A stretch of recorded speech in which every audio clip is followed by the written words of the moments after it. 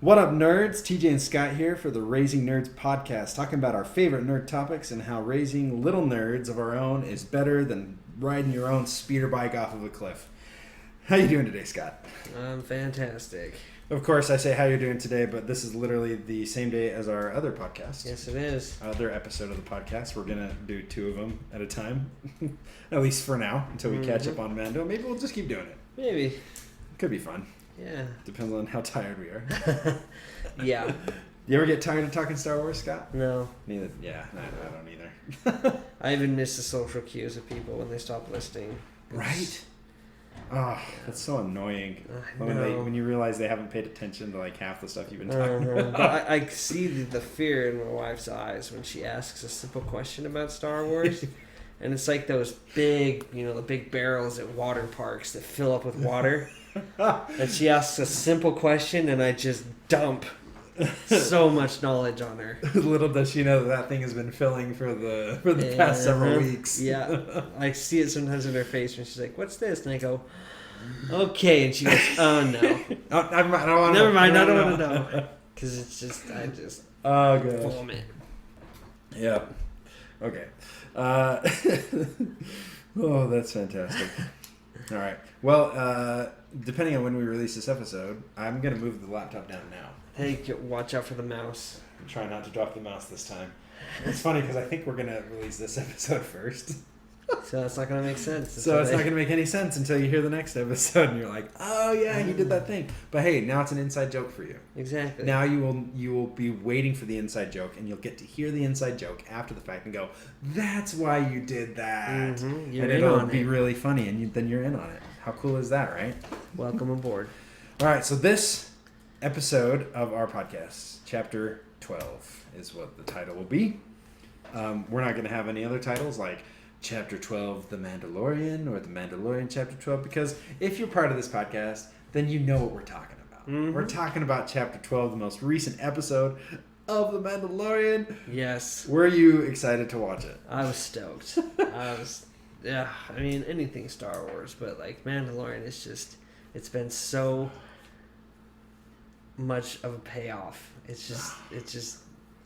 scratches every Star Wars itch I have and just gives me what I needed, even if I didn't know that that's what I wanted. Yeah, absolutely. So when do you watch The Mandalorian?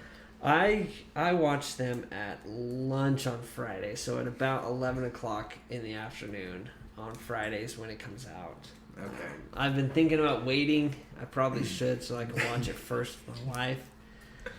Because I know she likes to watch me watch it. Oh, but yeah? It's hard. I might do that this time. I don't know. So we have been doing that. I have been trying to be so good and waiting to watch it. And I don't even have to wait all through Friday. I have to wait till Friday night after the kids are in bed. Because I think I mentioned it briefly in our half episode, is that my buddy from high school, we watch it with him on Friday nights, and we do the group watch that Disney Plus can do. And so we get them on Zoom with earphones in, and then it syncs it up, and we watch it at the same time, which is really fun. Cool. But half the time I'm freaking out about stuff because they're not huge Star Wars fans. Like, it's Bo-Katan! It's freaking Bo-Katan! And they have no idea what we're talking about. So I have to wait until 8:30 at night on Friday. Is like in the first season, did you watch the episode by yourself before? I did. I did not watch the first episode. All right. I waited to watch the first episode, but the episodes after that, I watched them beforehand. What do you prefer? I like watching as soon as possible. Yeah. But I think the catharsis and the cool factor of freaking out with people around you is kind of fun. I like it. I think it's worth it. The only problem is you basically have to shut down social media. Because YouTube videos from all these channels that I was subscribed to kept putting spoilers in the freaking thumbnails. Yeah. I knew Bo-Katan was coming. Clickbait. Like 10 minutes in, or by 10 o'clock. Yeah. Because a thumbnail freaking pulled up and it says, Bo-Katan. New character revealed. Rebels character revealed. Clone Wars I'm like, you gotta be kidding me. Even this episode, chapter 12, called The Siege, I've even been trying to avoid the title. I made it all the way till 5:30, and some stupid YouTube video said, Mandalorian, chapter 12, The Siege. And I'm like, they're purposely not telling you the episode titles on Disney Plus because that's part of the spoilers. That's part of the experience. Like, the Marshal would have given it away to everybody if we knew what the title was beforehand. I mean, it gave it away as soon as we saw the title. That's true. Like we talked about in our chapter 9 episode. Yeah. But yeah, I mean, it just... trying to avoid spoilers is hard. That's true. I literally had to unsubscribe from Den of Geek, Star Wars Theory, literally everything. Yeah. I think even Force Center, I had to turn off notifications because they put out their Chapter 12, The Siege they podcast immediately that same day. Yeah, that's... And I'm like, I think that's where I saw it. Is it like at 5:30 at night? Is they put their episode up on The Siege, and it's like, I made it all the way to here. I was short by 2.5 hours. 3 hours. And that's part of it now. But it's really hard. Watching it beforehand, I do not follow you at all. And, we also watched it with our kids once before. I know this has nothing to do with the actual episode. I'm sorry, everybody, but we're talking. This is what it is. This is good. This is our podcast. Ladima and I had watched one of the episodes with our kids first, and then watched it with our friends. And it just felt somewhat dishonest because, like, they're watching for the first time. And we're like, well, we don't want to tell them we've already seen it. So we're laughing at stuff still, and we're whispering to each other about what we're really thinking because we've already seen it, right? And we're excited for what's coming, or oh my gosh, I can't believe this happens. But it is what it is. I'm fine with it. So now we wait, and we make our kids watch it the next day. Although this week, I doubt we'll be able to do that. I think I'm going to have to text him and be like, hey, look, we either are up at 3 a.m. on a Zoom meeting watching The Mandalorian, or we're not going to watch it. Yeah. Which, hey, Black Friday supposedly is still happening. So, hey, we'll just stay up all night. And there you go. Instead of going shopping for Black Friday, we'll watch The Mandalorian first thing in the morning. That's a good trade-off, I think. I think it's worth it. All right, Chapter 12, The Siege. So before we do anything in the episode, Mandalorian's on his ship, and it's having problems again. Of course. Because it got repaired by the fish people. By the Mon Calas. The Mon Calas. Man, when I saw that repair job and the netting inside the cab, I'm like, what is that supposed to do? Was that just like Mon Cala decorating? There's like, let's get some new ambiance in here. Well, it didn't work. Whatever. No, it didn't. It's still a piece of garbage. I gave you 1,000 credits. Yep, you did. Yeah. Love that attitude. Sorry, we haven't done that episode for a podcast yet, so I'm giving away some of my thoughts. It's another inside thing. Yeah. So, Baby Yoda in the access tube. Have you ever had to do that with your kids? You ever tried to explain things to your kids? Oh yeah, all the time. It's like, do this, and then they just look at you like, no, do this. It's a huge accomplishment when they are able to do it, though. Yeah, it's like Baby Groot. Yeah. In Guardians of the Galaxy Volume 2. It's like you're trying to get him to get something, and they have no idea what you're talking about. Like you've used these words 100 times. You know the color red, right? You know the color blue. Yeah, flip it. Just flip it. So pull it out and flip it. Super easy. I don't. If you're watching the video, you can see me making the hand motions. You have to do that with kids. Yeah. And not only that, but they watch your face and they read your lips. And so with the Mando having his helmet on, I'm sitting there. I'm watching Mando explain it. I'm like, Mando, I'm having a hard time understanding what you want him to do. You're not explaining this very well. No. This is not going to end well for you. It's like, and he had that the build up to it. It was like, don't let them touch. Don't let them touch. As soon as you said that, I'm like, they're going to touch. He's going to touch them because together. all he's hearing, because kids, they hear the last word you say, right? He's like, oh, touch. Got it. Touch. Got it. Touch. It's like, no, don't. So funny. Oh man, the relationship between Mando and Baby Yoda is as much about of a father-son relationship that you could ever get. Oh yeah. Father-child relationship. I know we didn't talk about unfortunately, we didn't talk about this in our Chapter 9 episode, but when he leaves the Baby Yoda in the speeder bike and Baby Yoda gets out by himself, you just start to learn what your kids can and can't do. Like, when I get out of the car, I unbuckle my youngest, baby Amelia. I call her Baby Amelia. Baby girl. I get her out, but the rest of the kids, like, they might not have even gotten out of the car. I mean, there have been times where we're like, okay, where's that kid? They fell asleep in the car. I mean, the doors are open. It's not like they're gonna have a heat stroke in the car, and it's usually really fast too. But that happens. I mean, you leave the kids because they know what to do. Especially when it's like my oldest Ben or my second oldest Jaron, who are 9 and 11 years old. They know how to get out of the car. If they don't get out of the car, that's their own fault. It's funny with Baby Yoda. Every time he leaves, I'm like, what are you doing? That's crazy. Someone's going to run off with him. Right. But it's like... Baby Yoda just follows him in. He's just like, I just follow you in. And so to see Mandalorian now with Baby Yoda in this episode, just sending him down the shaft. Yeah. And he really didn't think it would work. No. You can tell that by the way he reacted. And his tone is perfect. So Baby Yoda's in there. He's trying to explain it. He doesn't do it. It zaps. And you hear the engine's power down again. He's like, you hear his sigh. And what's the first thing he says? I believe it's, are you okay? You okay? You okay? It's like he knows that it's not going to kill Baby Yoda if he does get shocked. Right. He never would send him down there if it did, I think. Oh, yeah. But No. it's just that was worth a shot. You know?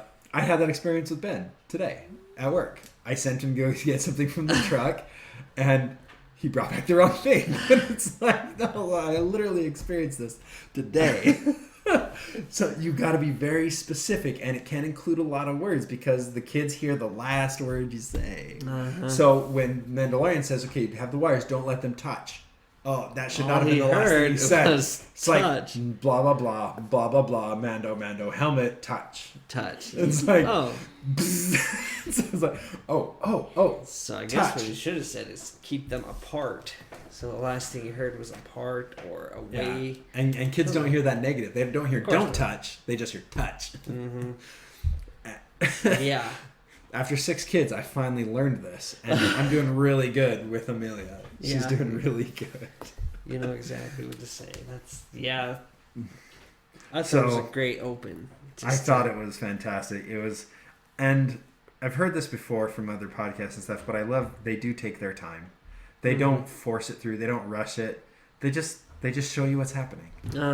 They didn't push it. They didn't have Baby Yoda touch the wires together immediately. No. But they had him like, hold up, what? Red? Yes. I heard the red. Yes. I know what that blue. Yes. Don't touch. Don't touch? You even see him make the motion. I think he puts the blue one back in. Yeah. And he's like, no, that's right. No, don't put the blue. Don't put it back in. Take it out. Take it out. Red one. Switch it. And it's like, I was the same thing. I was like, I'm getting kind of lost with you here. The way you're too many explanations. Too many explanations. Too many instructions, and the instructions change just a little bit each time. You can tell he's a new father because you can't do that. You either have to say the same instructions again. Yes. Or you need to say, okay, forget it. We're going to start over. And let the kid just wipe his brain and be like, okay, starting over. I can do that. Right. I also think, I believe it was, I'm trying to remember, keep the episodes separate, but I think this happened in the beginning. It's interesting that he keeps his helmet on even for Baby Yoda. Yes. When he's taking a drink, he just lifted it enough to get a drink. Yes. It's like he still keeps it on, even though they're in the same... the same clan. Same clan. Yes. He still keeps his helmet on. No, I thought that was going to be the case where he'd take it off with Baby Yoda if they're in the same clan. Right. But I wonder if he still considers him his ward. Maybe. Not really family, because you gotta think that if a Mandalorian has an actual family, or with offspring, I mean, you have to take your helmet off at some point. Yeah. How do you kiss your wife with the helmet on? Yeah. You kiss your wife with that helmet? It's like, it doesn't. It obviously maybe they don't get married. I don't know. Maybe they just search for foundlings and they're celibate like Jedi, which is stupid. Unfortunate. But I don't know. Yeah, I thought that was interesting. Right. Now in that scene, I thought I saw Baby Yoda trying to get a peek under the helmet, but when I watched it again, no, Baby Yoda, he just goes back to his drink, and then they both sip at the same time. It's a total like daddy. Father-son moment where they're copying each other. It was a beautiful moment and a really good bonding moment. Yeah, it's just so cool to see, you know, kind of where they're at is in the first episode, season 1, where we first get introduced to Baby Yoda, just to see where they've come from that point. Where, I mean, I would say in the second episode, he kind of cares for him, but it's more of a because I get a reward for turning you in. Yeah. To a degree, he still did care for him, but just now it's more like, you know, he'll drop just about anything to. Yeah. To I mean, he has a soft spot for kids. Yeah. For sure. And that's, I think, why he protects him from IG. I think so too. I think if it was an old man, and he's like, target's better, eliminate, he's like, well, okay. All right. But with it being a child, being a kid, and especially like a baby, no, we're not gonna kill him. He's like, no, we don't do that with the baby. No, there's no reason. It's not needful to end that life, and that's also where we see differences between characters like Gor Koresh.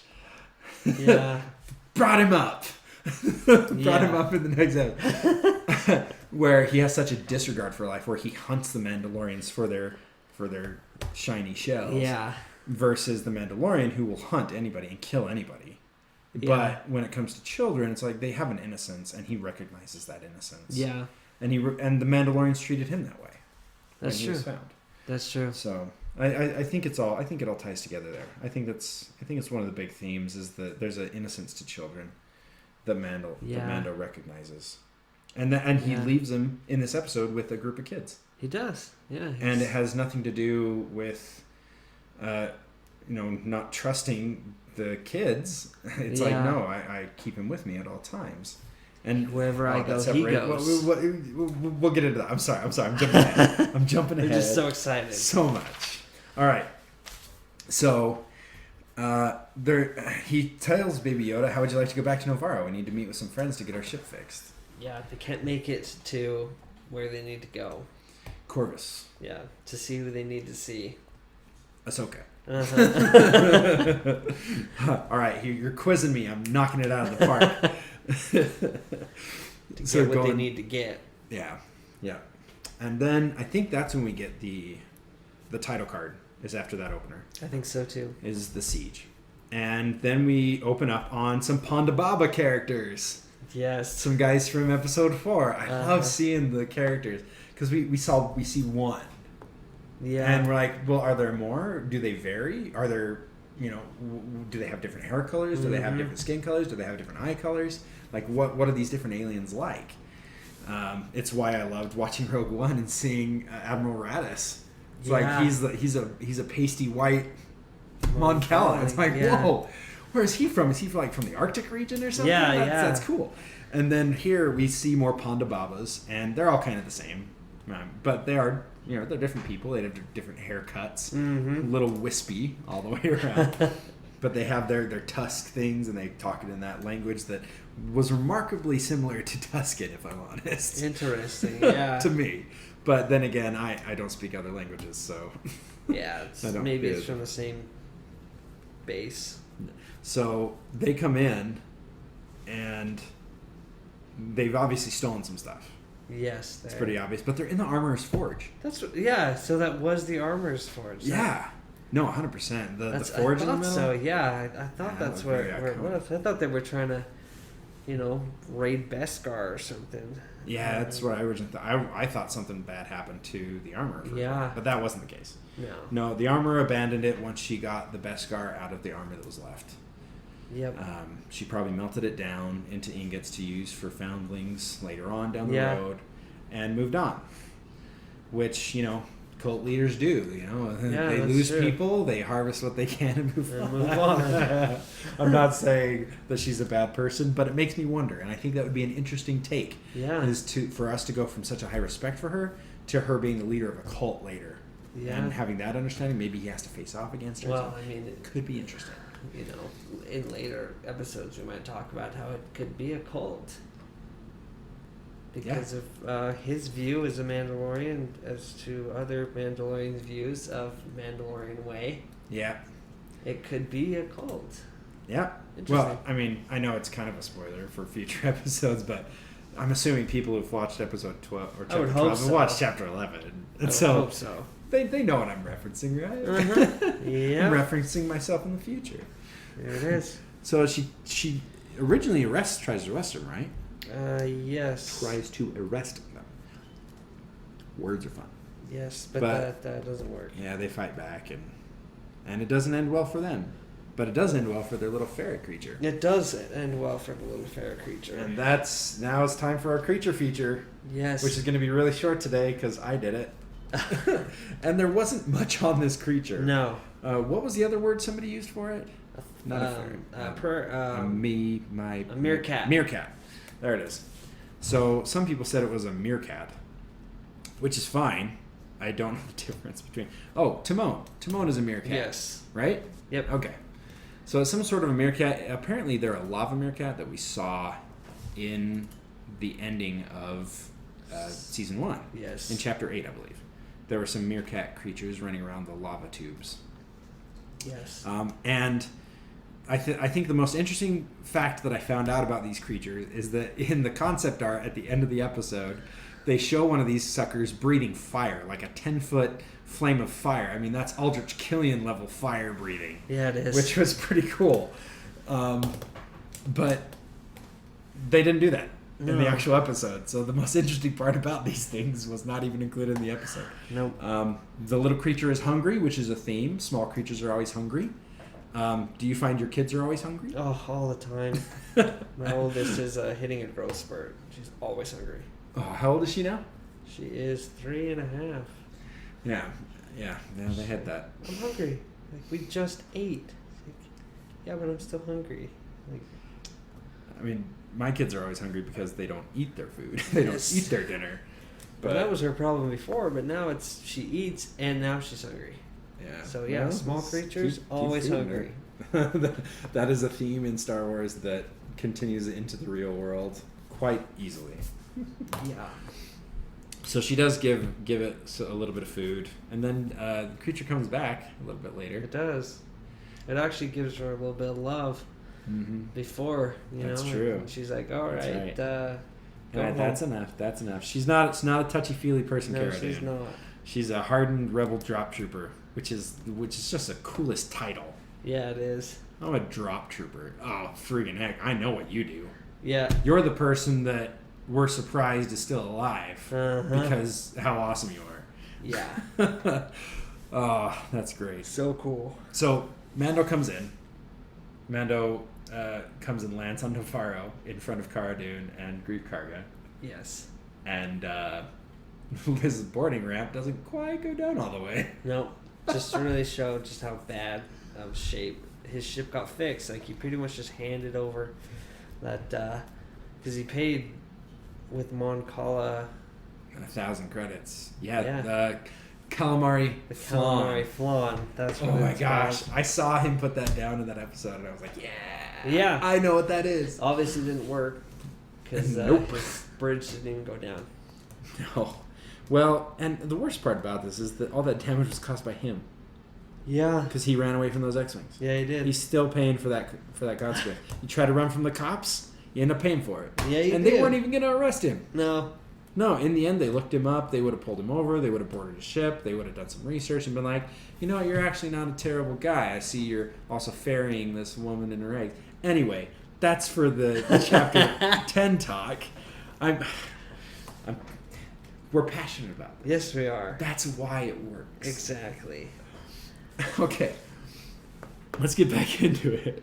So, on Nevarro. Mando's like, hey guys, how's my credit? And Greef's like, I'm sure we can figure something out. Yep. And he says, let me get my best guys on it. And he just yells at whoever's next door. Let me get my best guys. Those two. The only two mechanics in earshot. You're the best. Did you know that guy was a spy immediately? No, I didn't. Yeah, I did. Really? Yeah, I've studied too much film to recognize when they're showing me something. Interesting. So, when they're walking away from the ship, that one guy turns and looks at them and just stares. Doesn't say anything. Huh. He's watching them. Which means he's collecting information for someone else.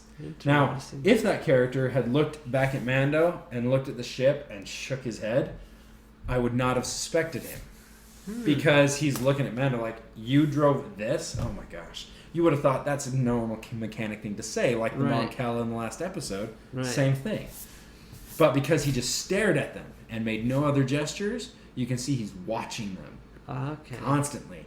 And so it ruined it for me. I'm like, that's a bad guy.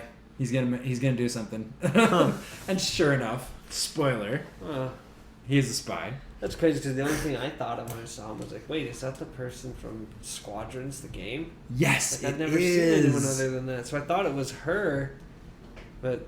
Gotcha. So... like, no, it's not. It is not Same her. species, Same though. species. They're Mimban. Mimban. Does What that are name those? ring a bell? No. What is that? Mimban is where Solo, the battle in Solo where he gets the AT hauler, takes place, where he meets Chewie and everything. That Oh. huge battleground Right. where we're the invaders.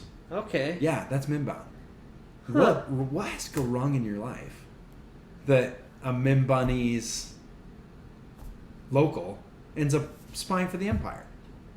Yeah. Holy cow! I guess the Empire won that battle. They must have if they've got Mimban spies. Yeah, it's sad. Anyway, Huh. that Interesting. little tidbit. Totally didn't see that. Yeah. Okay, so that was not a surprise for you. No. What did you think that character was thinking when they were looking out at Mando? Do you think it was just like maybe just a See, reveal of a new character? The thing was, I didn't even think about it because all I okay. thought was like, oh, they're just introducing a species that we saw in the game. Oh, they're connecting things. That's all I thought. Oh, okay. Yeah, everything has a purpose in the story. It does. It's like I was saying in the other thing. You know, if you show a gun in the It has first to act, be- it has to be used up. You have to use it by the third. Mm-hmm. So that was what it was to me. That was the Mm. gun that was showing off. He brings Baby Yoda with him, which is great. Yes. I like how he hops down from his ramp, though.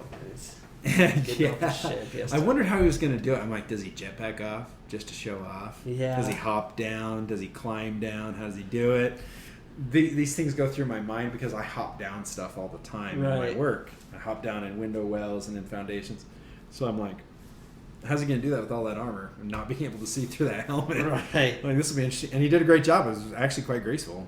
Yeah. Got out there, no problem. Yeah. So he gets those guys in there, and then they go over and they start walking through Navarro, and Mando's talking about how great it is. Yeah. It's not this horrible place that it was when we last saw it. Nope, it's looking great. And then we go to the school. Yeah. Yeah, the school that was once that's what the guild place they met up, right? Yeah, that was the guild cantina on Navarro, So cool. and that was completely That really blew destroyed. Mandalorian. That blew him away when he Yeah, was it like, did. whoa. We got kids in there now being taught by a droid, Yep. protocol droid, which luckily he doesn't have problems with anymore. Yeah. I didn't know what the droid was talking about. Did you? No. Yeah, I tried Pretty to sure listen. they're talking about planet stuff. I think I heard Kessel at one point. Yes, talking yes. about something. They talked about the maw, Oh, the thing that surrounds the Kessel, black hole. which is another payoff to Solo. Yeah. He's like, hey, the Hey. maw. If you know Solo, you know that.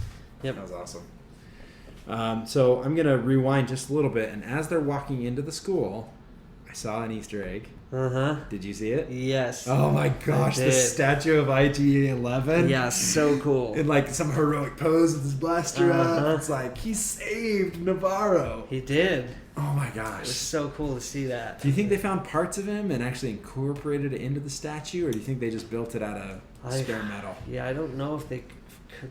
It's. I want to say that bomb's designed so you can't find parts. That's but true. Oh, right. Maybe. Right.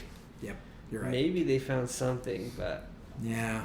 No, it wouldn't have been much. It wouldn't. Yeah, Like it a wouldn't finger. be much. Yeah, or part of a foot. Or, No, his and feet were plus- in the lava, though. yeah, plus he was in lava, so most of the stuff that exploded Just got melted went in to the lava. Yeah. So. Yeah, no, that totally makes sense, actually. I forgot that it was the detonator was to make sure he wasn't captured and dissected and Yep.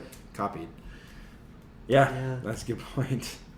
But yeah, that statue in the background, I didn't even see it until somebody else said, "Yeah, I love that IG-11 statue." I'm like, Yeah, what? wait, what? So I'm looking.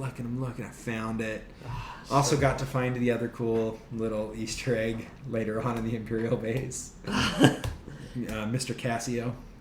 Hmm, Do you know what I'm talking I about? believe so. Okay, we'll talk about that. Somebody made a Lego of that as well. Really? Yeah, it was Oh really my fun. gosh. So, all right, so we see IG-11. We go into the school.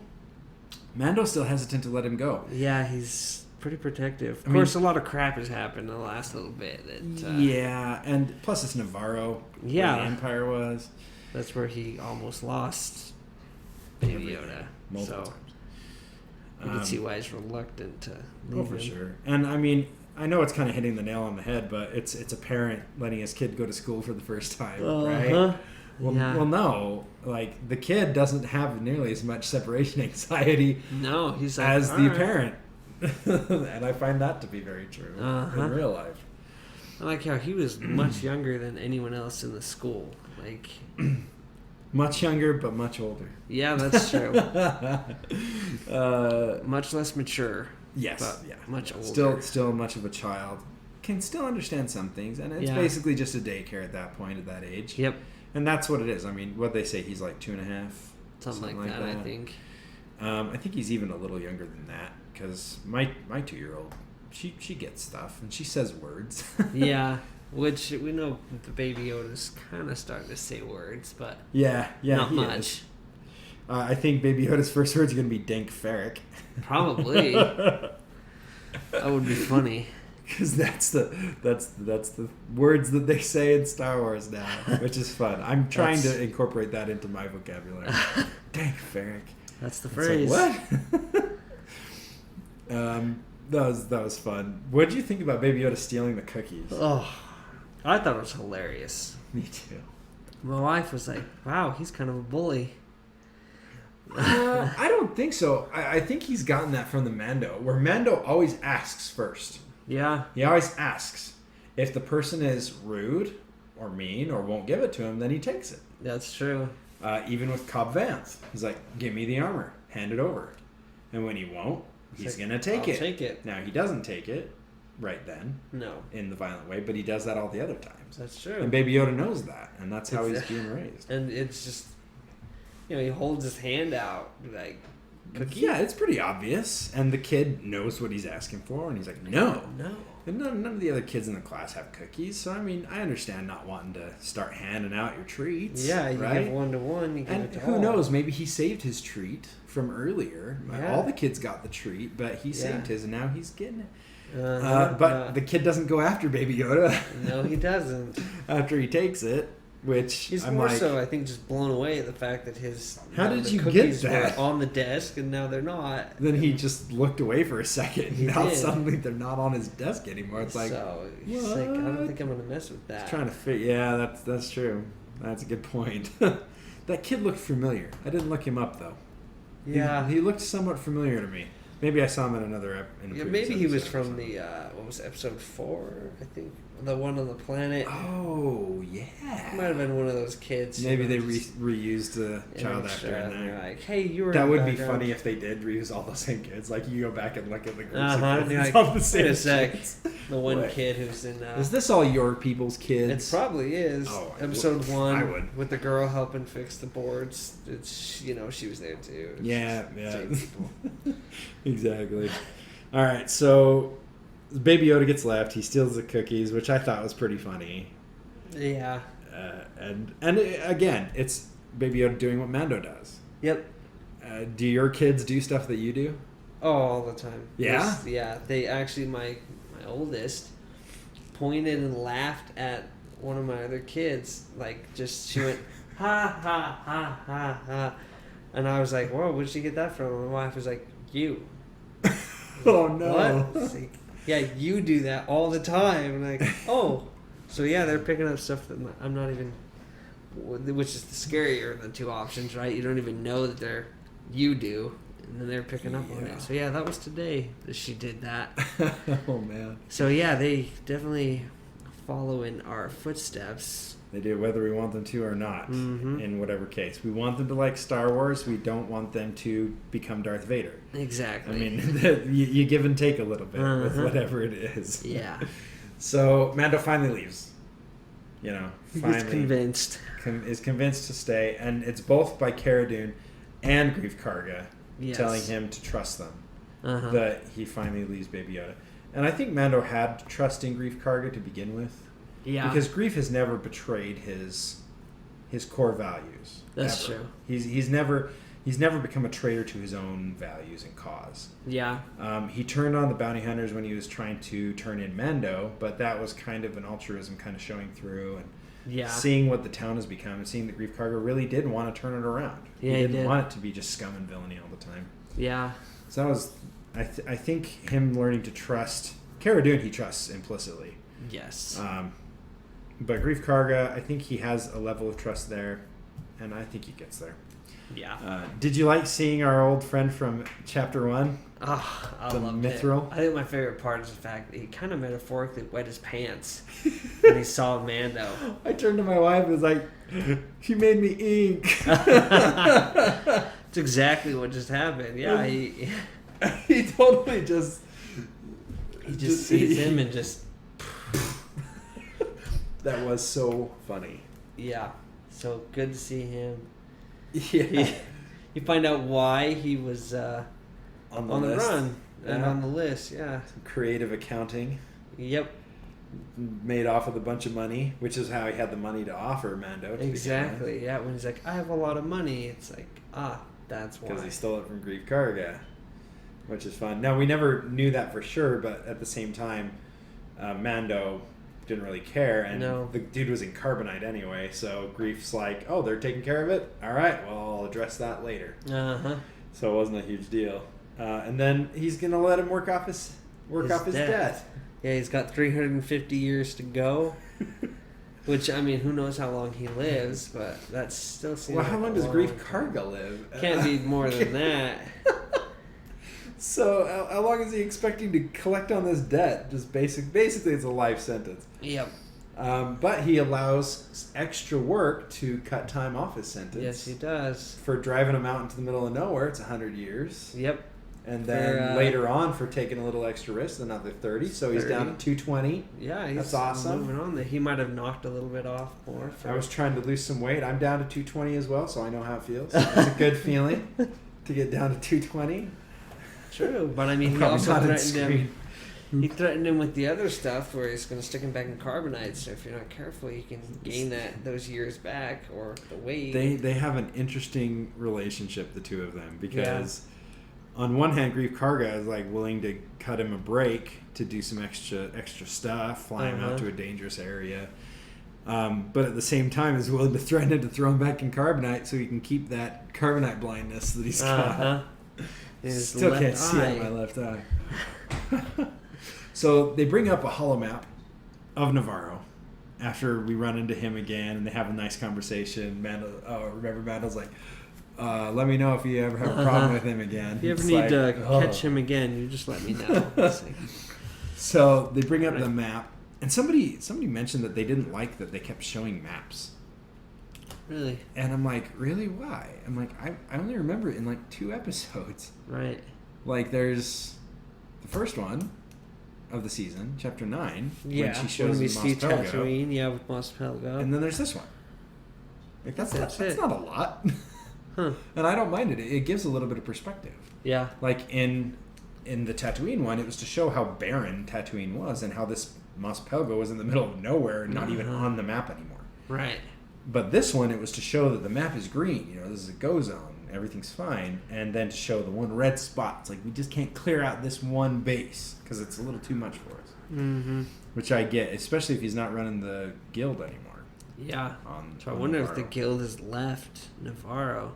Probably. The whole guild. Well, after getting shot the heck up. That's and then Grief Karga basically disbanding the rest of them That's by true. putting some laser bolts in them. Yeah. That was a way to do it. And you're done. So he kind of renounced the guild, became the magistrate. Yes. This is She the became official a title. marshal. And she's a marshal now, which was fun. At Cara first, when I Dune. heard him say, "It's the marshal," I'm like, I'm like, Coventh is on Navarro? That was No. great. No, it was Cara Dune. Cara Dune is the Marshal of Navarro. Yep. Which is cool. Yeah. So at first, they're like, "We need your help, Mando. Your ship's going to take a while." He kind of gives in pretty quick. Yeah, he does. And I wonder if that's part of he's like, "This is my life. Like, this is just what I do. Like, I don't have to pay for half my stuff, but I end up having to risk my life and kill a bunch of stuff to keep going." But Mandalorians, That's what we do. weapons are part of their religion. They're good at killing. Good at killing. So they drive that speeder. Did you like the speeder? Did that make any impact on you? It's blue. It's got 4 engines. Looks a little bit like Luke's. Yeah, that's what I was like, oh, cool, speeder.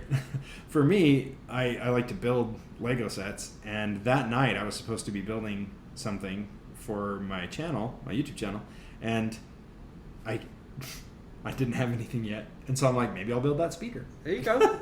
So that was on the short list, and I like blue. Blue's my favorite color, so I'm like, oh, blue speeder, 4 engines, got a little different configuration than Luke. It's a 4-seater. That's cool. Nice. Yeah. It's a coupe. Maybe it's the T, the new one that puts theirs out of date. Oh I can't yeah. remember what it's called. Yeah, I can't remember what it is. T17, I think. I can't remember what I used to know what that was right offhand. I could say it's the T whatever land speeder, T75 or something. I can't remember now. Point is, maybe this is the new one, and it came with 4 seats. extra seats. He got the family package. Yep. So they get there. They try to get in. Doors jammed, which is probably why there's no guards. Yep. Is because the door is pretty jammed up. Doesn't open. So Grief Karga tells him to go get the torch, and he pulls out a plumbing torch. Yeah. And that is accurate. That torch would be very good for plumbing, for light plumbing. Yep. And that's it. Yeah, as a plumber, I can verify the accuracy of that particular statement. I do like how in Star Wars, like, all you have to do to fix something is just hold a torch to it, and suddenly it does something magical. And right. if you ever put a real torch on an electronic something, you're not going to suddenly get it to work. Like, have you ever tried to use a torch to fix your Xbox when it's not working? No, but You do not have the same success rate that they do in Star Wars. they know what they're doing. But it works in Star Wars. It does. So they're able to get the door open with very limited work. I guess I thought Mando had opened it because he blasts up onto the platform. Oh. I thought he opened up the door. Oh, from maybe there. he activated the elevator. Oh, Yeah. that's possible. Because even he even said so. The Mithril, the guy who was trying to open it up, he's like, "This isn't gonna work. Like, Yeah, at least not very quickly." you were lucky you even brought this. Yeah. Okay, I hadn't thought of that. What'd you think of the stormtrooper falling off the platform? So funny. Oh my gosh. Horrible. At Poor first I was guy. like, oh But- wow, are they doing like a Mandalorian chapter 2 when he falls off the sandcrawler, so he jets up and then falls off again? I'm like, wait, he just jetpack up. No, it was a stormtrooper. Yep. And we laughed. We did. It's another casual loss of life in Star Wars. It's that whole stormtrooper thing, where it's because they're a stormtrooper, we I think give less value to their lives. Yeah, I mean that's the point, right? Yeah, I mean They all dress the same. They all dress the look same. exactly They're the supposed same. to just look like they're just these bad guys who we don't think past that. And Yeah, so, they're it's just another thing to go through. We don't think of them as people. Do No. we? The sequel trilogy tried to make us think of that a little more as actual people making actual choices. But in reality, you're either Finn or the girl from Rise of Skywalker. Her name just suddenly escaped me. Janna. Yes. You're either Finn and Janna, or you're every other stormtrooper. That's a jerk. So it doesn't really come through for me. Yeah. I mean, I was much more connected with the clones in Clone Wars. Each one was in Clone Wars. I was. Yeah. Not necessarily Attack of the Clones. Attack of the Clones is just like people going nuts. Clones were, you could say they didn't have a family because they're clones. Right. Whereas Stormtroopers, there's a much higher chance of them, just being a They had a dude family, who's got a paycheck and paying for the family. But Yeah, can't hear anything in this helmet. Yep. I was just repeating what the guy was saying. Mm-hmm. Just got to get home to your kids. Yep. But anyway, yeah. That guy's so not getting home to his kids. he goes flying off. Neither is anyone else on that base. Yeah, we get to the top of the elevator, and Mando's like, "This isn't abandoned. I had to kill like 10 people." Yeah. And you're just like, "Oh yeah, look, stormtroopers on the ground. Yeah, look at Oh, that." they're all dead. We walk through the platform. We see that new speeder, that Yes. tank speeder that they've got up there, and Uh-huh. the Mithril is super excited about it. You know how much this is worth on the black market? I could hear the exact same thing happening in my head. It's like, holy cow! It's one of these speeders. You know how much that's worth on eBay? Uh-huh. It's one of the original troop transport speeders from Kenner. You know how much that's worth on eBay? Like I could just hear that. It doesn't hurt that Force Center, when they talk about stuff, they always talk about the toys and things, and so I'm like, it's another toy. Yep. Then they walk through. We see a bunch of speeder bikes, which I thought was fun. I like speeder bikes. Yeah, and cool. then and then they go in and they go to a place that has no railings. Nope. Very standard for Star Wars, right? Yep. I mean, no railing. Quick drop to I don't know, lava. Lava. Now, from my perspective, you have the lava ground. Lava ground. So, although I did like how they picked up because just before they go, they knock out the dude who's kind of in charge of communication, and they take his code cylinder. Code cylinder. That's right. Which you didn't really see anything with that until Rebels. Exactly. All before you just saw them, and you're like, oh, I wonder what those are. Yeah. And they always refer to them as code cylinders. I have some of the original visual dictionaries that show the Kuiper crystals with a power cell beneath it, which is not canon anymore. Right. But that same one, they said they were code cylinders. Interesting. Which is interesting. And they carry multiples. Yeah. And so they've got to be for different things. Yeah. But they're not marked at all. It's like Stormtrooper equipment. Yeah. Nothing's marked. You have to be a Stormtrooper to know what's there. Yep. And that helps with not being able to, find their tasers or find their bombs. Exactly. And Yeah. stuff. But so it was cool to see that you're like, oh, there's his code cylinder, and if you'd seen Rebels and stuff, those open doors. Exactly. Like key cards. Exactly. They're the key cards of Star Wars. Yep. It was really fun to see that. And he uses it not only for the door, but for the force field thing on the lava. Yeah, the coolants that they turn off. Yeah. I believe it is. And he struggles with it for a minute and then remembers, oh yeah, code cylinder. Yeah, he's a little freaked out, I think. He There has are no a problem risks. with heights and lava. Exactly.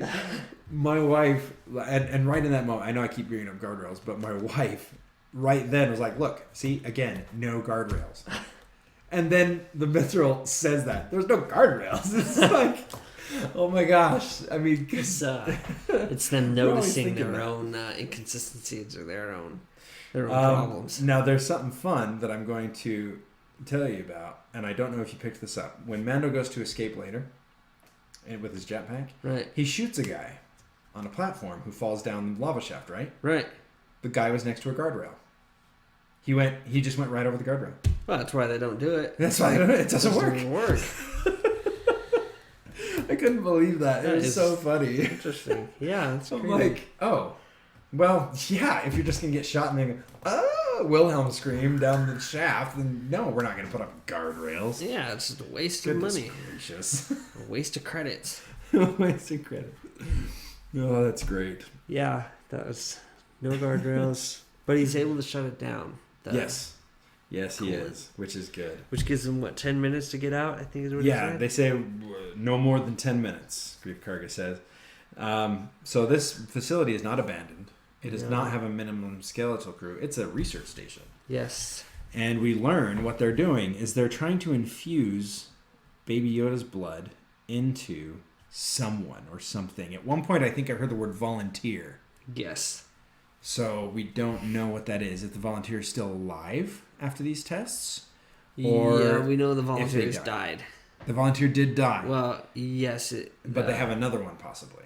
I think so. Okay. I'm trying to remember now. He talked about how the volunteer for sure rejected the blood, Right. and then I want to say he said that it It died. was terminated. Okay. They were unable to survive after that. But I think they referenced another volunteer as well. So I think they've got multiples. I would assume they do. Because the context I heard it in is that there was a living one. And the one you heard it in was that they had died. And I thought that there was a dead mention. Yeah. See, so, I was under the impression that they haven't yet been able to have a successful living one. Right. Yep. But that makes sense. So are they making Snoke in there? Or Palpatine? probably. Yeah. I don't want to say yes. I don't want it to be. I want really them don't. to just leave that, but the odds of that being the case are, I think, very slim. Yeah, It's everything's probably gonna tie them trying to together, explain how they brought back Palpatine. which I don't like. I didn't love how they brought him back, and that, Yeah, I'm with maybe you I on will that. like it in the end. And maybe Mandalorian hasn't disappointed, and No, it hasn't. It's So- getting dangerously close to Yes. being an explanation series, and I yes, really don't want it to be that. The first season was about Mando, Baby Yoda, with some tie-ins. yes, I want that to keep going. I agree. What I would love is for this to be an experiment for Moff Gideon to get Baby Yoda's power That's what I would for like. himself. Yes, And then when that doesn't succeed, Mando eventually defeats him. I wouldn't mind, like the Sith Eternal Cult or the First Order, to find these guys and absorb them into theirs, and they say, "Oh, we're going to put you on this other project that we're working on." I would like that more. that would work. I would be okay with that. Because it's like, okay, they're not explaining exactly how Palpatine came back or how he made Snoke or anything. What they're doing is saying that these people existed, and this is where Palpatine found them Right. in order to try to bring him back. I'm Yeah. like, oh, okay, that's fine. It's like kind of a prequel of a prequel Yes. kind of thing. It's like it's not how they made it; it's how they found the guy that made it. Yeah, I think I could get behind that. I like it being attached to the movies peripherally, Mm-hmm. like R5 being there. Yeah, but it wasn't important, Exactly. so it's fine. Yep. Even Boba Fett coming back, fine, as long He's as just that's there. not it's not the Boba Fett show. Exactly. All We right. know about Palpatine and Snoke, and too much. I feel like as much as we need to know, Yeah. then it's like, oh, okay. Yeah. I'm glad that Mando knows Gideon's alive. Yes, although I did have a little bit of stress when he's like, oh, this must be old. He's dead. And you're like, actually, it's 3 days old. You're like, oh no, the child. The child. is by themselves. And actually, I know we're not going to try to get into spoilers and news and stuff, but everybody's looking forward to Ahsoka being in this series. Uh-huh. I don't think it's a secret that she's going to be in the series, Right. at least to some degree. I don't know if it's a flashback or a brief mention or whatever, or whatever they end up doing, or if she's actually there the whole time, and now it's the Mandalorian show featuring Ahsoka and Baby Yoda. Yeah. But either way, people... Oh, I forgot where I was going with this. Where was I going with this, Scott? Yeah. We were talking about Gideon and how Uh-huh. Gideon's back and how you were worried about it. Them taking Baby Yoda. And taking Baby Yoda. Yeah. I remember where I was going. So everybody thought Ahsoka was going to be in the next episode. Right. Chapter 12. Yes. Chapter 13. That's been the case for me for the whole time. If Moff Gideon kidnaps Baby Yoda again, Uh-huh. Mando doesn't look for Ahsoka anymore. No. He has to go after Baby. I'm like, oh my gosh, I think they're going to have to push Ahsoka all the way to the last episode because Mando's got to go get Baby Yoda back from Uh-huh. Moff Gideon again. Yeah. When I saw Baby Yoda again on the ship with Mando, I breathed a sigh of relief and said, oh good, we can get Ahsoka. Uh-huh. Yes. Ahsoka could show up in the next episode. That's actually why I was nervous. What? Oh, yeah. I'm like, we can't wait that long for Ahsoka. So you were worried about it. What did you think was going to happen? Were you also thinking Moff Gideon was I thought already Moff there? Gideon was already there because he was so smart. In the last time we saw him, he knew Yeah. exactly what to do, Yeah. and in order to get Baby Yoda in last season, and so I was worried that he was going to do the same thing. Yeah. And so then it was like, oh, maybe he's not as smart, but then we find out that he's smarter than we thought. It's farther down. See, that's the definition of a good bad guy, is one who learns from his mistakes. Yep. So before, he had a very simple plan. We're going to corner Mando, take the baby from him, be done. Yep. That didn't work out. So now he adds an extra layer to his plan. Yes. It's like, okay, we now know where they are. We're going to follow him. We're going to learn his behavior, learn his habits. And the next time he leaves Baby Yoda in the speeder bike in the pouch, we're just going to walk up and take him. And Mando's not going to know for at least a few minutes. We can take off. We'll already be long gone. We'll have multiple speeder bikes, take off in multiple directions. You won't know who has them because we'll all have pouches that are bulging. Yep. Am I heisting this movie out a little too much? You might be. Okay. So, Gideon's alive. I'm glad Mando found out. He should have found out in the last episode. Yeah. Yeah, the fact that Bo-Katan didn't say anything, that he's like, I'm looking for something that's owned by Moff Gideon, is like, I killed Moff Gideon. He's like, I don't think you killed Moff Gideon. And maybe there's a little tension there, but that's fine. They resolved it. Yeah. He knows now. He has that awareness. Because right now, nobody's gone after Baby Yoda yet. No. It's always been about Mando from now on. Him and his Beskar. Exactly. Everyone wants the Beskar. And so he hasn't been as worried about the kid because people are after him again. Yep. But now he knows that there are still people after the kid. So maybe he'll be a little more careful. Not careful enough to find a tracker on his ship. Yeah. That's why you need an astromech. They can find those things. He doesn't like droids. You need an astromech who can scan your ship and be like, hey, there's a beacon over here. Did you put that in? It's like, no. Maybe he'll get one after this. I would not mind him getting R2-D2. I know that's not going to happen. Crazy. Or you could reprogram that one droid. Oh, yeah, the bug-eye droid. Yeah. Yeah, the interpreter droid. Yeah, that could do it. I could do it. The pilot for the prison. From the prisoner episode, You could use him, although I guess he's not really an astromech.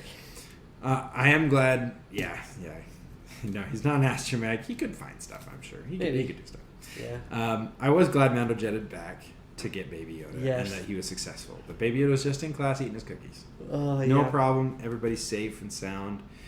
The rest of the guys have to go on a little bit of a battle to get out. Which was so cool. My favorite part of that, well, the funniest part. Maybe not my favorite. The funniest part was when they're in the shootout and the Mithril is like up and down and up and down. Yeah, he like jumps up and shoots.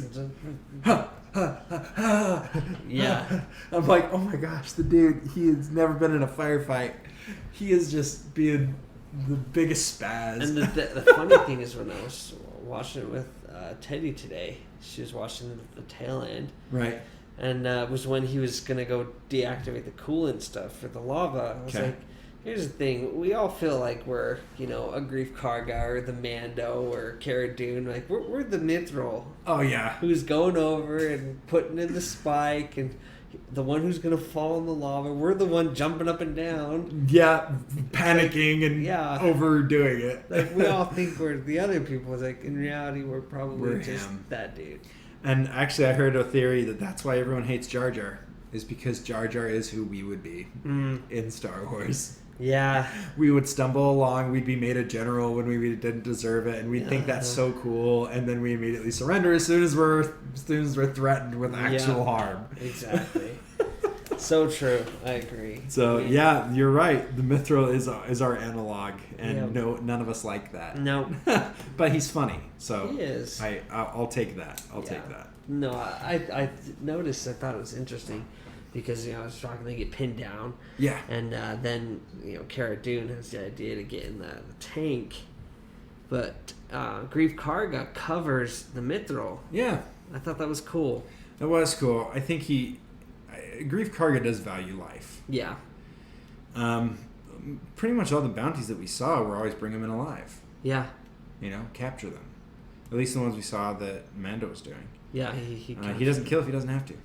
Exactly. He only kills to defend himself, or defend his ward, his and baby. He will kill to defend that. Oh yes, he will. Where he goes, I go. Yeah, that is the way. But yeah, that was cool. I like that. I noticed, I don't know if it is, but it sounded like the Stormtrooper's voice, at least some of them, were from like episode 4 Stormtrooper voice. Yes, they were. Is it the same guy? I don't know if it's the same guy, but the lines are identical and they sound the same.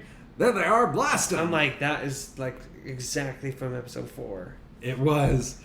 And that's just fun. Yeah, it is. I imagine the Stormtroopers are all trained at the same place. Why wouldn't they talk very similar to each other? Yeah, that's true. There they are, blast them. Like, that's of true. course. I mean, what else are you going to say? It's like, look, the people are yonder. Let us fill them with laser bolts. Yeah, yeah. Like, no, like, there they are, blast them. It's like, it's short, concise, easy. It's not Yoda backwards speak, so exactly. We're good. Yeah, that was really cool. I was like, hey, it sounds a lot like, they're keeping that. It felt like home. Yeah. It felt like being like home. These Star are Wars. Stormtroopers. This is how that they was awesome. sound. Oh, so great. So then we have this epic speeder chase. Oh, yeah. Well, first we have the speeders like launch off of the platform. Now, yeah, the big one launching off and landed on the blue on speeder. The blue speeder. I was so tempted for my YouTube video to do the flattened speeder as my mark for the day. Funny. It would have been very hilarious. I think I might still have to do that. Yeah, you should. That's funny enough. It's funny enough. I'll put up instructions to build it. Yeah. And the thrill speeder. Flattened. Not mint. Not mint. Not mint. Oh, that's good. But yeah, that one flies off, and it's funny if you watch both the Mithril and Greef Karga are just screaming their head off, and it looks like Cara Dune's trying not to laugh. Yeah, as they're flying off of the side of this cliff. She's a drop trooper. Yeah, I mean, this is what she does. This is what I do. It's like flying off the top of stuff, dropping down in a heavy piece of machinery that may or may not be able to hold us up. When we hit the bottom, we got this. Yeah. They land on the other speeder, which I'm sure cushioned the fall a little bit. Oh, I would hope Activated the repulsors a little bit earlier, maybe. And then the speeder bikes leave. It's so cool. Did you like the crash? Oh, so funny. I was like, that's Stormtroopers for you. It is. It's like, oh yeah, we're awesome. We're taking off. Yeah, we're the Harley guys. And the one dude he just got, because it was 2. The poor dude was just doing his own thing. He was doing great. He got hit. He was doing great. He got hit in the freaking head. Gone. It's like, and the one guy looks back and sees him, now sliding down the. And he's like, cliff. Well, that stinks. Sorry. I guess we're down 2. Yeah. Or 3. So funny. It was great. I liked Greef Karga manning the gun and jumping in there. One thing that's interesting about that transport is there's no windows. Yeah, I noticed that. I was like, ooh, is that normal? Yeah. Did the troop transport and the other one have windows? I thought it had windows. I didn't check. Might not, though. Maybe it didn't. Might not. I didn't think about that, until the stormtrooper started shooting in. I'm like, yeah. He didn't break anything. Yeah, no, he didn't. It just went right in. That's a heavily armored vehicle, though. Yeah. That's pretty cool. Greef Karga is able to take out that speeder bike pretty good. Yeah. His aim is as bad as stormtroopers. Oh, he was so I'll bad. give him a little bit of credit because he is in a moving vehicle using a computer-targeted thing. So it's hard to align it. He has to manually target it. It'll lock on. That's true. But he has to manually target it, which means he's got to be swinging back and forth. I understand it's a little hard. But still. And he finally locks on, is able to take out the first speeder. The other two are like, this is stupid, let's split up. Yep. And so they do. And Cara Dune is like, wee, and smashes the guy. Yeah, that's what he gets for shooting into the window. Yeah. I totally had flashbacks to Indiana Jones. Oh, yeah? The Last Crusade. Right. In the tank when they push Indy into the wall. Yeah. He's about to get crushed. Even the sides of that vehicle had the little trapezoid things on the side, just like the tank in Indiana Jones. That's funny. So the first time I saw it, I'm like, oh, that's like the Indiana Jones tank. And then the speeder comes up alongside. I'm like, that's not going to end well for him. Because I've seen this movie before with Han Solo. Well, when he did it, I was like, what are you thinking? Right? There? What are you doing? You're going to shoot in through the windows. I'm next to a cliff and a giant metal thing. It's like, yeah, this is going to turn out well. And then the other part is, like, why can't they ever figure out what Luke did in Empire Strike or Return of the Jedi. Those things have brakes.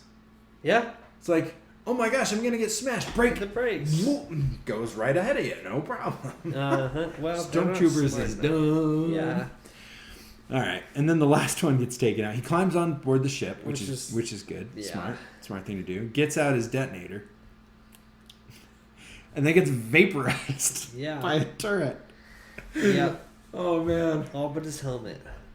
Yep, and another comical stormtrooper death. Yep. Now this is actually something. Did you let your kids watch this show? I mean, my youngest was watching. I was holding her while we watched it, but but she's 1. Yeah. So she's the not others, really getting the others didn't watch it. My kids weren't as interested in this episode. Really? I don't think most of my kids have even seen it. Interesting. They watched the third one, but they actually got bored partway through the third one. Huh. I'm sitting there like, what is wrong with you guys? And then this one, most of my kids haven't seen it. Just my oldest, I think. So that's a little weird. Yeah, they're just. I don't think they're quite old enough to. No, they're not there for the fun. There wasn't as much fun in this. There was a lot of Yeah. blasting and a lot of blowing up stuff. And Yeah. they like Baby Yoda. Yep. They love the Spotchka episode 4 of the previous season. They loved that, seeing the kids play with Baby Yoda. That was fun. Not much for them to latch onto, but yeah, I don't really have a problem with the kids watching it.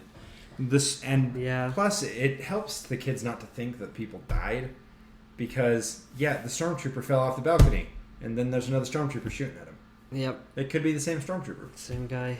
Logistically, behind the scenes, it probably is. It's true. It probably is the same stormtrooper, but us grown-ups know that that guy didn't make it. No, he did not.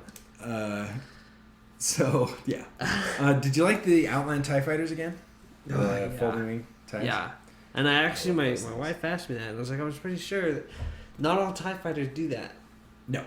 No, it's okay. Good. No, it's a specific TIE fighter called the Outland TIE Fighter. It's for remote operation. Right. Okay, good. Yeah, she's like, do they all do that? I'm like, The Mandalorian is the first time I want to say that we've seen TIE fighters close their wings like that. Yes. Which was so cool. I mean, nothing made Moff Gideon scarier than this. He's just standing on his TIE fighter. It just folds down, and he's just like... and what? He's just like, I'm here, suckers. Yeah. And so to see more of them, I was like, those are so cool. They are really cool. They were in the Force Awakens concept art book. Oh, yes. Okay. And so I had seen it before. And so when those wings folded, I'm like, oh my gosh, they did it. Finally. So and cool. As soon as I saw it, I knew I was going to build a Lego set of it. Right. And sure enough, I think to this day, I'm the only person who successfully built a minifig scale Outland TIE Fighter. I think I just nailed it. Hey, so, I mean, it worked. It looked awesome. It did. Oh, holy cow, they're great. And somebody else made the instructions for me, so that was great. Well, I was grateful. There you go. There are parts of it I don't love. So Right. No, I loved them when they came off, and it was cool to see when they're like, "Oh, we're done," and then you hear the TIE Fighter sound. Yeah, and then they immediately turn back into the TIE Fighters we know and love, which is great. And it's I want to say that that's the kind of sound that the Empire's been able to. It kind of strikes fear. It does. When you hear that roar of the TIE Fighter, you're like, we're in trouble. Yeah. Which the same thing, like, at least the Mytho for sure gave the look of, well, crap. Yeah, and they knew immediately that, we're in trouble. And then this is the part where Greef Karga's aim gets even worse. Yeah. It wasn't even close. You could have stacked TIE Fighters next to each other and he wouldn't even come close. No, and it's funny that it showed him lining up the thing in the computer, and then it shows him shooting the cliffs. Yeah, I was like, exactly. I think that computer's not really working. Yeah, it obviously doesn't work very well. I mean, again, moving vehicle. Yes. But digitally controlled turret. She hadn't taken evasive action until after. That's true. I mean, for she was driving pretty straight for relatively, and I guess I don't know how the turrets work inside that tank. Yeah. Inside Star Wars. Not very well. it looked like it wasn't very well. Although proportionally, I think it got worse. I think his aim got worse the farther away they were. The TIE fighters were pretty far away. Yeah. So if you took where the speeder bikes were and where he was hitting, and then lengthen that distance, it might actually like follow like the trajectory, the angles and stuff might actually be closer than we think they are. That's true. But I don't know. It's Greek Karga, dude. Your aim needs to improve, or your targeting computer. Well, I mean, she calls him out on it, and she does. And he's like, "Well, if you want to come out and give this a try, you can be my guest." Yeah. Although I guess targeting computers in general aren't good because Luke didn't use it. No, it didn't I guess work. Targeting computers are notoriously bad. Yeah, Red Leader. In episode 4, he used it and it didn't work. And yet, in today's world, we can make. You seen the guy with the moving basketball hoop who can throw a basketball and it tracks and he scores every time? No, I've never seen that. Yeah, it's on a wall and it moves around a wall. That's so wherever crazy. you throw it, basket, no matter where you throw it. That's cool. But we can't get a targeting computer to accurately target a TIE fighter? Nope. That's because they're so fast. Yeah, it must be. Gotta be. All right, so they goes. destroy the one TIE fighter, but then the shrapnel destroys their turret. Yeah. Which I thought was fantastic. So funny. It's just great. And he sees it coming, too. Yeah, he's like, well, I'm out. He jumps out of the chair. And then the other 3 come out, and it's so funny. They're like, we're almost there. And I said, where? Open ground? Where that's what I thought, too. I was like, direction? why would you... Where you're going is even worse. I know. I was like, the canyon was way better. Yeah. Honestly, all they had to do was stop, and the TIE fighters just blown past them. Yeah. Again, brakes. These things have brakes, guys. Which we saw because she stopped before she hit the door. Right.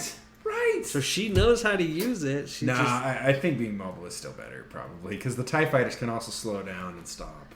Yeah, if anything I've learned in Squadrons, it's you can stop a you TIE can fighter. stop a TIE fighter. Yep, apparently. But yeah, but then you hear the bolts, you hear the laser bolts. I know it. I already know the Razor Crest lasers. I know their sound, their unique sound in Star Wars. So as soon as I heard it, I'm like, that's the crest. And sure enough, flies into frame. Looking beautiful. Yep, fully repaired, fully maneuverable. Takes out all 3 TIEs. First one from behind. Second one chasing it up in the atmosphere, and the third one hits the brakes, flips around upside down, punches it. Oh, I love that. Then does the spinning face off against each other. Oh, like that was beautiful. Air flaps for it to slow down and flip around. You love that? Oh, gosh. So cool. As a ship guy and Lego designer, I'm like, I gotta be able to do that. Yep. I gotta figure out a way to put those flaps on. Have you made Razor Crest yet? I have not. I don't build a lot of stuff in the shows. Interesting. The Outland TIE Fighter was different because I just modified a TIE Fighter instead of building one from scratch. Right. And so I've put my hand towards building. I even tried to build the tank, the speeder tank that they drove in this episode. Right. I tried to build it. I got the front part kind of done, and I just hated it. So I trashed it and built Din Djarin's speeder from episode 5. Right. Interesting. So I'm not good at that. Right. And a ton of other people have built some amazing Razor Crests. Right. Using techniques I don't even know how to do. And so I look at those, and some of them are like, $1,000 builds. Right. Like it'd take you $1,000 to get the parts for it. That's crazy. And so no, I haven't built one. I asked Santa for one for Christmas though. There you go. I asked Santa for a Razor Crest for Christmas. I didn't ask for much else. So let's hope that Santa goes. Yeah. You know what? TJ hasn't gotten Legos for a couple of years for Christmas. Let's be kind. And yes, everyone, I know the term is Lego bricks. I know the correct term is not Legos. I've given up that fight. So, cool. Razor Crest comes in, fixes it, and then Baby Yoda still has his cookies. He does. We finally see Baby Yoda safe. Yeah. And then he puts his hands into the air. I like how Mando's like, hang on. And hang on, kid. And he air. immediately puts his hands in the air. This is not the first time he's been told to hang on. Yep. He knows what that means. He knows that hang on means put your hands in the air because this is going to be awesome. It's going to be awesome. And then, of course, every parent knows you mix candy, excitement, and jostling. what's going to happen? It's the formula for barf. It's the formula for barf. And he put his hands in the air. I saw the cookies there. I'm like, he's going to throw up. Like, it's so funny. Every time they surprise, it's so funny. Single people are like, oh, he threw up. I totally didn't expect that. And I'm like, you definitely don't have kids. Because every adult worth their salt, every parent who has had this experience will know. Spin your kid around. Spin your kid around after they just candy. ate some candy. And they're excited and they're having fun. They're laughing and they're getting riled up. They're going to vomit. It's blip.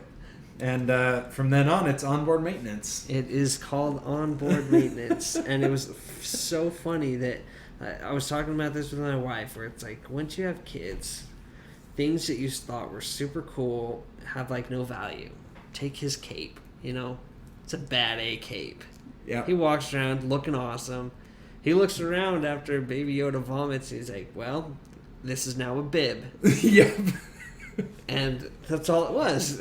It was a bib to clean up the throw up. Don't let Lando see you using your cape to to clean up barf, right? Exactly. That's the difference. Lando obviously didn't have kids, whereas Mando did. Yeah. Whatever you got. Do I have some wet wipes? I don't have any wet wipes. What do I got?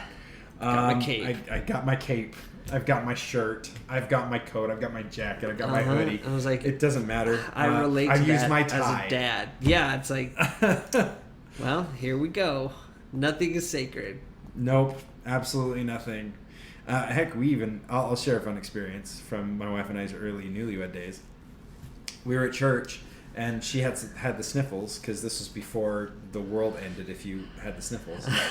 And she sneezed, and we had no tissues. So guess what my tie was?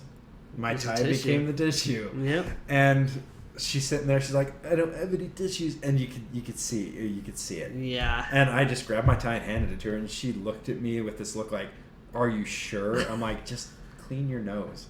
And so she cleans her nose, and then I just let it fall back on my shirt. And my kid's gonna get washed. Yep. It's whatever. Yep. That's what it's for. That's why you flip the tie over the shoulder when you eat. Exactly. You spill on your shirt, and then the tie covers it up. Exactly. It's all the same. Stuff happens. I guess really we got to look and see, did he use the inside or the outside of his cape? He used the outside. Well, there you go. Because he just straight reached back. He just grabbed it and reached back, just wiped it. It's a little tattered, for sure. But he's gonna have to watch that now. Yeah. Oh man. But that was just such a dad thing, and like it was just it's so perfect, and it was a jaded dad thing. It wasn't a new dad where he's got the wet wipes right there, and he's got the diapers, he's got everything needed. Man. It's just like, oh, what do I got? Oh, he threw up again. His cape. Yep.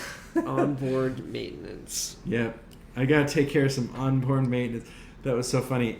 Somebody else pointed out that his buddy's asking him to go for a drink, and he's like, I got the kid. Yeah. I got some onboard maintenance. I got the kid. I'd love to go hang out with you, man. Go for a drink, but I got stuff to do. But I mean, that was what you give up as a dad. Yeah. I mean, you don't get to go hang out with your friends all the time. The most unrealistic thing in The Mandalorian is how fast he finds a babysitter. In the previous episodes. Oh, we were gonna do like a meme of the episode thing. Well, we'll do it occasionally whenever we get a good one. How fast he finds babysitters, no matter what. As soon as he needs somebody to take care of his kids. I need you to watch his kids. Like, that's not real. That's so unrealistic. Okay, I know I just brought you here, and my baby just ate some of your offspring, but can you watch him for a little bit? Yeah. I know we can't communicate Behave very well. yourself. I'm just going to leave him here and assume it's okay. Mm-hmm. Behave yourself. You know what I'm talking about. We'll talk about that. We'll talk about that. Hilarious. That was such a great episode. Yeah, he's able to be like, I need you to watch the kid. Yep. Like, and they just do. That's not a thing. I mean, Pelly just automatically assumes care of the baby when he wakes up in the ship. In the first one. Yeah. In episode 1 of this season, totally takes him over. She's like, she's willing to take him. Do I need to off watch his him? Hands. And yeah, she's while like, you go no, seek he adventure. goes with me. But yeah, no, 100%. That's actually something I will talk about just real quick. In this episode, Grief Karga freaks out over Baby Yoda. Does he? Yeah, he's like, oh, look at this little guy. He takes him like a grandpa. Pelly did the same thing in the first episode. And I'm sitting there going, okay, all right, people, you did not act this way the first time you saw him. Uh-huh. I went back and watched both of your reactions the first time you saw Baby Yoda. You are trying to get people to like you in the real world by fawning over what we are all fawning over. Like, hey, look, I'm like you. I'm not like those speeder bike guys. Exactly. Except I actually get to hold the baby. And like, oh, you little. Turns out Carl Weathers, who plays Grief Karga, directed the episode. Yeah. Yeah, why do you think he got to carry Baby Yoda coming from the ship all the way to the school? No, because he directed. Yeah. He's like, I'm going to hold the baby. I get to hold the baby now. I'm holding the baby. Well, we got some puppetry stuff. I don't care. He's like, I'm holding the baby. I'm it carrying him all the way in. As a matter of fact, I'm going to be the only person to carry Baby Yoda this episode. Well, Mando carries him at the beginning, but it's like, yeah, Mando okay, always sure, Carl. You get to do what you want. It's like, I'm directing. Shut up, Carl. I do what I want. That's funny. Yeah, so now everybody's freaking out over Baby Yoda, saying how cute he is. I'm glad they didn't do that at the school, though. They didn't draw attention to it. Yeah, I mean, the kids were all kind of like, ooh, hey. Hey, there's a new person. But they got back to their lesson, which was fun. Yeah, about something that... The grown-ups better get a handle on themselves, though, because nobody acted that way in the first season. No. So that's enough of that. Yeah, I mean, I guess Pelly did a little bit. She was... Thank the Force! It's like, oh, that's a bit much. Yeah. Just... If this thing buds or divides, I'd be happy to pay for the offspring. How much you want for him? I'm just kidding. Seriously, though. But I'm just kidding. But I'm not. Yeah. But seriously. Yeah. So I mean, we all would, but I guess she got to love him, and they went through that traumatic experience being taken over by Dingo McCringleberry. Yeah. What is his name? Toro Calican. Yes. Toro Calican. What a punk kid. Yeah. What a punk spoiled brat, right? All right. Anyway, anything else you want to talk about? We could dark side perspective. There's not much going on. Just people, just stormtroopers doing their daily jobs. I guess. I mean, I guess the dark side perspective is they're just doing their jobs. The cloner guys destroyed their own work though. They did. So it wouldn't get captured, and that was before they even knew they were invaded. I think that was just when the lava alarm was going off. No, maybe they would have had. Yeah, I don't know. Some stuff going on. Lego set for this episode. I think I would love the speeder bike chase with the transport. Yeah. I think that would be an iconic one. We get Grief Karga, the Mithril, Cara Dune, and then some speeder bikes. I love that. You can never have enough speeder bikes. Never enough stormtroopers in minifigure form. That's so true. Anything else you wanted to? Oh, we didn't talk about Gideon. Oh my gosh, we have 2 after credit scenes in this episode. Goodness gracious! First one, X-wing pilot. Yes. We have our detective Carson Teva. Keeps following the Razor Crest. Yeah, he is. I didn't say Razor Crest. A transponder computer can't tell anything apart pre-Empire. Mm-hmm. That was good. That was a good lie. I did. Yeah, I would have bought that. I would. He's too. not buying it. He's like, it's a Razor Crest. I know it was the Razor Crest. I'm following the Razor Crest. He knows, but I would have been like, okay. His partner didn't want to get out of the X-wing though. Yeah, good Dave old Dave. Filoni just taking a nap. Dave just not doing anything, huh? Just sitting on the job, that guy.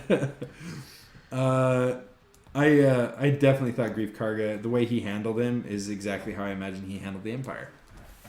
Like, nobody cares about this place. You're gonna come out here if you ever get back here again. I'll help you if you ever come out this far. Yeah. So it's fine. I think it's setting Carson up for a little bit of a tragic story. I wouldn't be surprised if they take him out at one point. Yeah. If he dies trying to warn Mando or something. Yeah. About Gideon. That's true. I could see that. I could see him being the tragic hero, and then Cara Dune following after his footsteps. I could see and that. joining, especially with their little exchange. The New Republic. When he's like, it says you're from Alderaan. He talks about how I served during Alderaan. He served during Alderaan. Did you lose anyone? So crazy. Like, did you lose anyone? I lost everyone. Lost everyone. Like, oh. I know there were some off-worlders, and that's why he asked. Because some people didn't lose everyone. Some people were part of the government and weren't on Alderaan. It's kind of a Vulcan Spock thing from the reboot, you know. Yeah. There are some survivors. They're still Alderaanians. Just rare. Yeah. So, what do you think he left? Do you think it was a calling card or something? Maybe a beacon tracker thing? It's too shiny for me. It's really shiny. It looked like a marshal's badge. It did. Like saying, hey, if you ever want to go legit, instead of just being a, you know, whoever chose you to be the marshal, you know. This one says that you're recognized by the New Republic. Exactly. I don't know. Maybe we'll see. I think we will see. I hope we will. I hope she kept it. Because she did leave it on the table. Yeah, but she didn't walk away we'll from it. I think we'll see it come back. Yeah. I think we will. And then, of course, there's the second after credit scene. It really felt like after credit scenes. It did. Because Mando took off. And that's it. And it's like, yay! And we're doing more stuff. Oh, stuff's happening. Cool. Yeah. And then we go and we see our Mimban spy. Yes. Talking to an Imperial officer. Yep, an officer of some sort. Saying the tracker's been placed. You will be rewarded in the new era. Yes. I thought they quit printing that magazine. I guess not. Or she doesn't know the actual name. She does. So the new era. So they're obviously saying that this is setting up. They believe that something's going to happen. Yeah.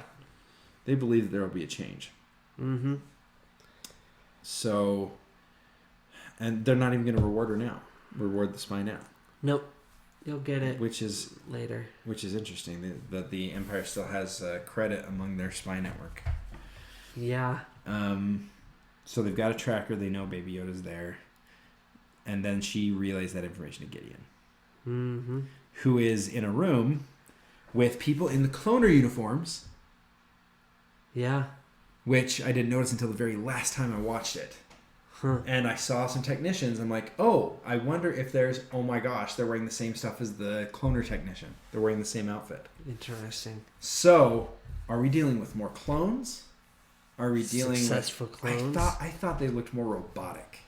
You know, I there's a saw it just before I came over, and I couldn't decide. They did a great job of not showing us what they actually were, but showing us there's a lot. We know there's a lot of them, and Gideon obviously believes in them. Because we will be ready. Yep. And that's the last line of the episode. I'm not sure what that means.